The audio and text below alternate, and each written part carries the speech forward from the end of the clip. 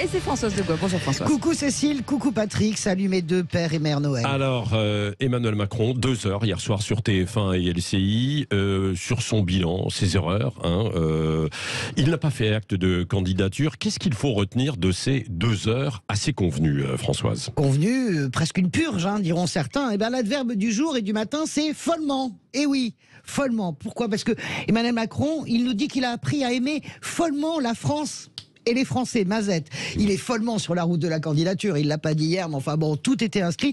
Et puis surtout, il est follement content de lui. On peut quand même se le dire, parce que c'est 2 heures de contentement de soi. Moi, personnellement, en ce qui me concerne, pour ma part, si on devait résumer cette émission-là, ce fut un summum. La crise du Covid, c'est un modèle de gestion, Patrick Roger, Cécile Deménil-Duis.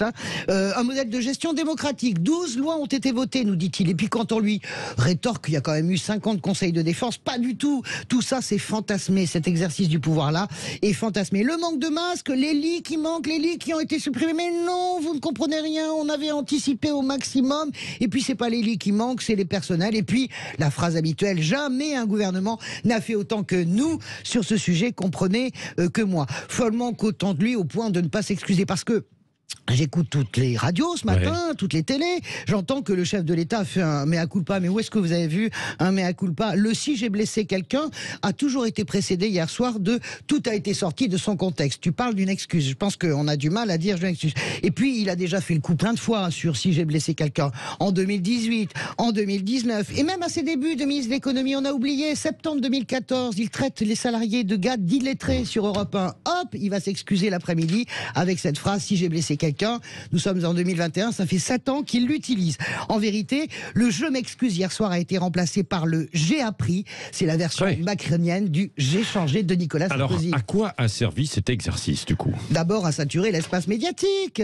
Patrick, on ne parle que de ça depuis 3 jours avant, pendant, après. Et puis, le but c'était de gommer cette image de président des riches. Alors là, il a mis le paquet. Là, je vous le dis tout de suite, quasiment larmoyant lorsqu'il évoque sa visite en Seine-Saint-Denis, en pleine pandémie, où il voit des caissières, il voit les inégalités. Et là, vous avez le réalisateur qui fait un gros plan sur le visage grave, les mots scandés, les silences. Un très mauvais numéro d'acteur, pardonnez-moi. Ça sonne faux. Ça sonne faux. Ah pourquoi? Oui, pourquoi ça sonne faux? C'est un bon acteur.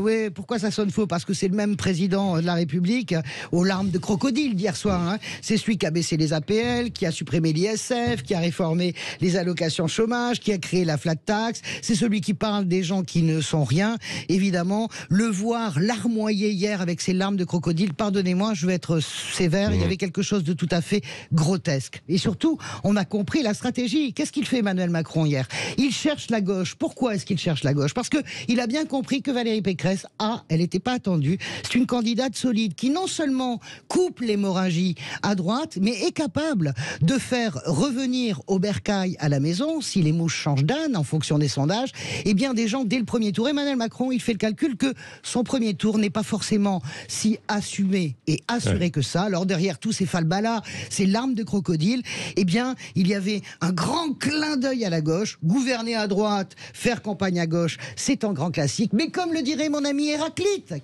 on ne se baigne jamais 2 fois dans le même fleuve, mon cher. Bon, merci Françoise, on y revient.